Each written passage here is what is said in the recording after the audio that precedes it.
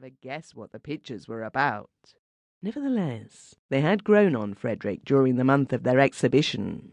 He had, in the last 3 years, explained so many modern pictures to so many stupid and reluctant people that he had come to have modern tastes himself. When he had come first to the gallery, he had actually thought Dawson a good painter.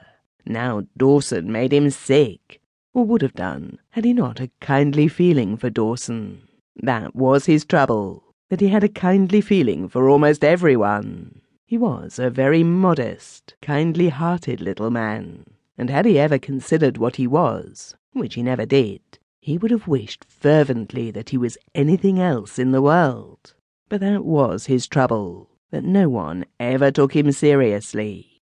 It had not been a real trouble, because formerly he had not taken himself seriously, until he had fallen in love with Lily Brocket. He wanted her to take him seriously. If she did not, he might as well go and drown himself. And then, at the thought of that, he couldn't help but smile. The picture of his going to drown himself was so very absurd. While he was washing his hands in the little cupboard off the passage, and peering at himself in the glass, he hated for the 100,000th time his round, rosy face. It was the face of an infant. A good-natured infant who had just enjoyed a good feed from its bottle. Anything less distinguished. And his body, too, round and short, thick in the leg, short in the arm. Who could take seriously such a body? The only thing he could do with it was keep it clean and neat.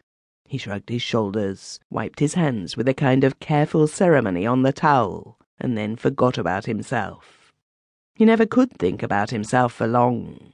Something would keep breaking in, a joke or a meal, a pretty girl or selling a picture, a game of golf, which he enjoyed and played very badly, or meeting a friend. He was an ordinary, dull kind of fellow like thousands of others. That was what he thought of himself.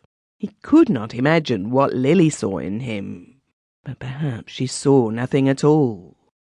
This thought came to him as he put on his overcoat. So awful was it that for a moment his heart stopped beating. When it came to it, you could not tell with a girl, could you? You could never tell what a girl was thinking.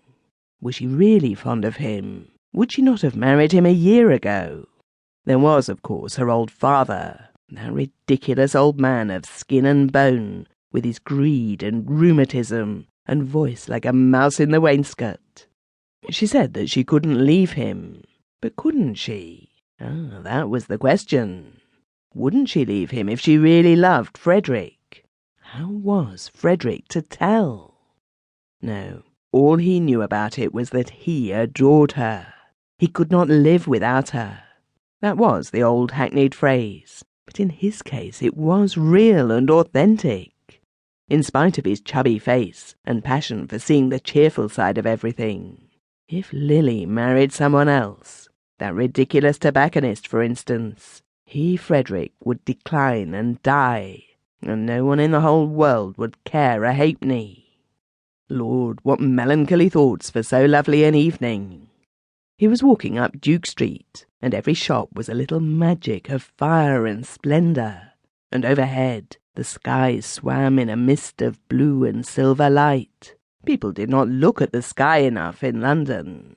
They walked with their noses straight in front of them, or hurried like nervous rabbits, or talked to their friends. Perhaps he himself would not now have looked at the sky, had it not been for his love of Lily.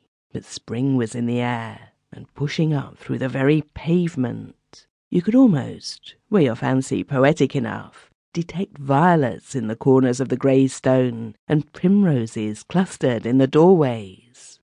5 minutes later he was thinking of nothing but Lily. She was waiting for him at the corner of the Green Park, the entrance near the Ritz corner, and they moved away down the park in the direction of Buckingham Palace, at first not speaking. "What a lovely evening," she said softly. She was herself lovely, in her little grey hat and silver grey coat, with her rosy cheeks, black eyes, and her way of moving as though she loved the world and couldn't have enough of it.